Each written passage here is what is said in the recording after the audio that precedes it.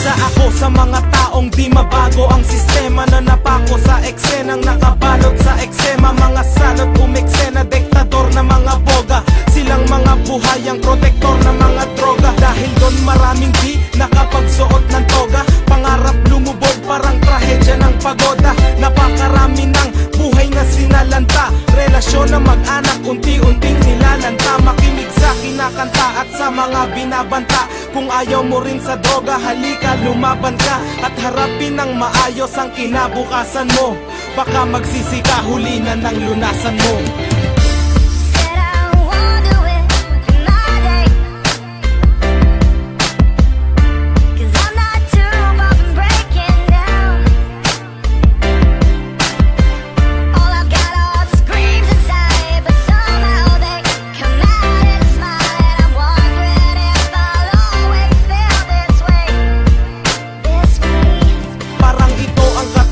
Di mahanap ang sagot, ano bang meron at wala sa mga bawal na gamot. Mga batang nasangkot, parang kawal na takot, nagpupubli sa madilim, tanging karamay ang lungkot. Ang aking pagmamasid, masinsin pa sa mahinarya, kung paano umandar ang ganitong klaseng makinarya. Hindi to literal at may ibang klaseng mekanismo. Kapag sinakop ka, daig pa ang imperialismo. Sa konting halaga, pagdating ng kabiyayaan, ipapagpalit mo sa sandaling kaligayahan. Mairaos ang nais sa radikal na pagkauhaw, hanggang dumating ka sa pisikal na pagkagunaw. Maybe you've fallen down, and maybe you just took the long way home. But baby, you could never love you like me.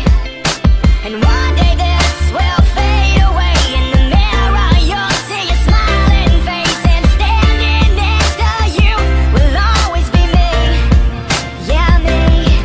Wala nang pinag-iba ang alagad ng kasamaan sa bumibili ng droga at halaga ng kasarapan. Nagdagdag ng kasalanan, nagdala ng kamalasan sa mga kabataan at sa mga kababayan. Ayoko sa tao na umaani ng damo, lalo na sa mga taong gumagamit ng bato.